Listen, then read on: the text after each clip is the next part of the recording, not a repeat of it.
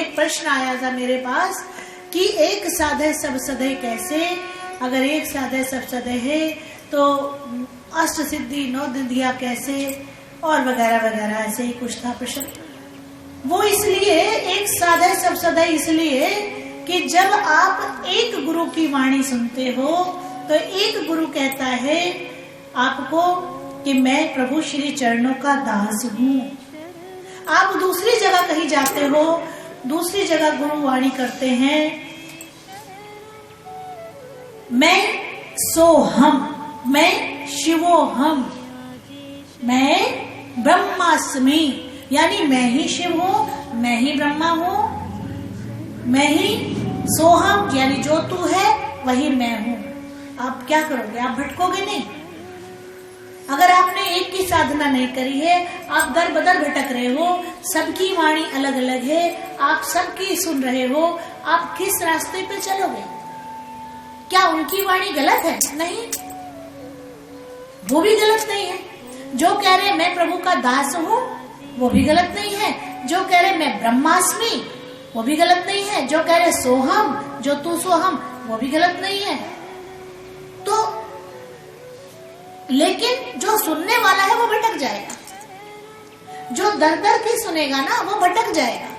लेकिन गुरु उसमें से कोई भी गलत वाणी नहीं बोल रहे। कैसे? क्योंकि ये विधियां होती हैं। एक दास्य भाव की विधि है जो दासता से पहुंचता है, यानी विनम्रता से पहुंचता है, बिल्कुल विनम्रता से पहुंचता है कि हे मालिक मैं तेरा दास, मैं दासों का दास। हे मालिक जो तेरे दास है ना, मैं उनका भी दास हूँ। वो इतने विनम्रता से जाता है, समर्पित भाव से जाता है। एक ये विधि है। और एक दूसरी विधि है कि हे मालिक जो तू है मैं तेरा ही अंश हूँ, यानी सो हम, जो तू है सो मैं हूँ। तीसरी विधि है ब्रह्मास्मि, हे प्रभु जो तू ब्रह्म है तो मैं भी ब्रह्म हूँ, मैं तेरा ही अंश हूँ, मैं भी ब्रह्म हूँ। शिवोहम, हे शिव जो तू है सो मैं हूँ, ये भी विधि है। तो जो गुरु जिस विधि के माध्यम से पहुंचता है वो उसी विधि को संपूर्ण बताता है और उसी आधार पर अपने शिष्यों को उस रास्ते पे ले जाता है। तो गुरु कहीं से कोई गलत नहीं हुआ, क्योंकि विधियां अनंत है और जो जिस रास्ते से पहुंचा उसने उस विधि को संपूर्ण बताया। लेकिन शिष्य तब भटक जाता है जब वो दर दर की ठोकर खाता है।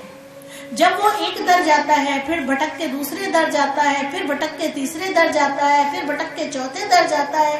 वो भटक इसलिए जाता है क्योंकि एक कह रहा है कि मैं दासों का दास हूँ, दूसरा कह रहा है परमात्मा मैं तेरा दास हूँ, तीसरा कह रहा है मैं शिवोहम हूँ, चौथा कह रहा है ब्रह्मास्मि हूँ, पांचवा कह रहा है सोहम हूँ। तो विधियां तो अनंत है। इसलिए माँ समझाती हैं कि हमें भटकना नहीं है, एक साधे सब सधे, सब साधे सब जाने। तो यानी हमें एक की आराधना करनी है। शीश तो हर जगह झुकाया जा सकता है क्योंकि सब सर्वोपरि है, सर्वोपरि है। शीश झुकाना मना नहीं है कि आप शीश झुकाने मत जाओ, शीश झुकाने में कोई मना नहीं है। लेकिन दर दर की सुनोगे तो हर का विधि अलग है, हर की बात अलग है। और जब हर जगह का सुनोगे तो आप समझ नहीं पाओगे कि हम किस रास्ते से चले। जैसे किसी ने पूछा पूनम माता जी का दरबार कहाँ है, और दरअसल तो पूनम माता जी नहीं है। सबसे फैक्ट बात तो ये, माता जी तो ये है। अभी कल या परसों की बात है, कोई बंदा आया, उसने बोला कि माता जी, मेरे से उसने पूछा यहाँ एक माता जी भी रहती है ना? मैंने कहा हाँ रहती है। रहती है? अब रहती है माता, हमारी माता जी तो ये रहती है। कहाँ है भैया? ऊपर है, ऊपर रहती है। कुछ दिन पहले किसी ने पूछा मेरे से कि माता जी कहाँ मिलेंगी, माता जी कितने बजे मिलती हैं? मैंने कहा माता जी सोमवार को शाम को 7 से 9 आप उनका कीर्तन होता है, आप उसमें मिल लीजिए। तो माता जी अभी नहीं मिलेंगी। मैंने कहा आपको कोई अर्जेंट काम हो तो आप बताइए, लेकिन इस समय वो मिल सकती है। आप हाथ धोइए और ऊपर जाइए, मत्था टेकाइए, माता जी मिलेंगी। वो बंदा ऊपर आया, उसने मत्था टेका, वापस नीचे आया, उसने कहा नहीं वो माता जी से नहीं मिलना, हमको उन माता जी से मिलना, पूनम माता जी से मिलना है। पूनम माता जी से मिलना है तो पूनम माता जी से मिलने के लिए कोई अर्जेंट काम है तो बताओ। कहते नहीं वैसे मिलना है, कोई काम था। मैंने कहा मंडे तक आपका काम चल जाएगा? कहते हाँ। तो मैंने कहा ठीक है, आप मंडे को मिल लीजिएगा पूनम माता जी से। वो बंदा आया, पूनम माता जी यहाँ बैठी हुई थी, वो देख के परेशान हो गया कि इनसे तो मैं उस दिन मिला था। अरे भाई तुम पूनम को माता जी जानते हो, लेकिन ये पूनम को माता जी नहीं जानती, ये पूनम को पूनम ही जानती है। तुम बोलते जी पूनम जी से मिलना है, तुम बोलते हैं हाँ जी बताइए क्या काम है। पूनम माता जी से मिलना तो पूनम जी अपने आप को माता जी नहीं मानती, इसलिए उन्होंने कहा यही माता जी हमारी। तो ये सब अलग ही चीज है सब। तो सबका मानना, सबकी विधियां, सब कुछ अलग अलग है। इसलिए हमें एक साधे सब सधे, सब साधे सब जाए, इसीलिए कहा गया है कि एक की साधना करो। सब देवी देवता विराजमान है तो सबको प्रणाम करें, सबको आप एक प्रधानमंत्री है, राष्ट्रपति आते हैं, ठीक है, उनके साथ 30-35 लोग और आ जाते हैं, तो क्या आप 30-35 लोगों को भगा दोगे? नहीं भगाओगे ना। आप प्रधानमंत्री को भी बैठाओगे तो 30-35 उनके हैं, उनको भी बैठाओगे, चाय नाश्ता उनको भी कराओगे, चाय नाश्ता उनको भी कराओगे, लेकिन वो प्रमुख हैं। राष्ट्रपति जो है वो प्रमुख है।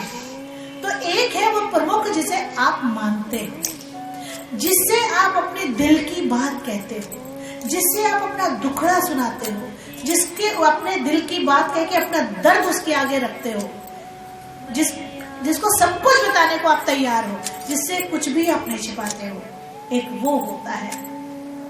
तो मेरी तो एक वो है जिसको हम सब कुछ बताते हैं, और जिसको बताने की दरकार भी नहीं होती, वो सब कुछ जानती है। उसके आगे हर इंसान की किताब खुली हुई है, हर इंसान की किताब खुली हुई है। तो हम तो सब कुछ इसी को सुनाते हैं। दुनिया को सुनाओगे तो वो सुनेगी बड़े प्यार से, लेकिन हंस के उड़ा देगी। सुनने के बाद आपका मजाक उड़ा देगी, और फिर आपने उससे कहा, वो 10 को और बताएगी। तो दुनिया तो ये है। तो किसको कहे? उसको जो किसी को ना बताए, जो अपने अंदर रखे, वो है वो, बस उसको कहो। सब कुछ जानने वाली, सब कुछ करने वाली, सब कष्ट हरने वाली।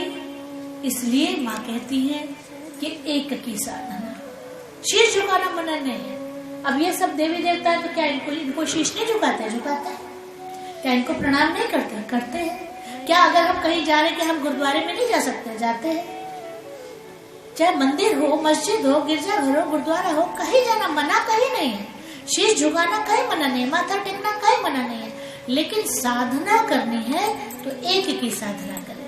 मंत्र जाप करना है तो एक का मंत्र जाप करें। तो एक नाव की सवारी करेंगे तो आप भव से पार हो जाएंगे। आप बार बार नाव बदलेंगे ना तो पार उतरना मुश्किल हो जाएगा। भव से पार उतरने के लिए एक की साधना, एक का जाप, एक का ध्यान, एक का नाम जपना चाहिए। पता चले कभी हम हनुमान जी का मंत्र जप रहे हैं तो कभी हम शिव जी का मंत्र जप रहे हैं, कभी काली जी का जप रहे, तो ऐसे वो कहेंगे वो सुन लेगा, वो कहेंगे वो सुन लेगा, वो कहेंगे वो सुन लेगा।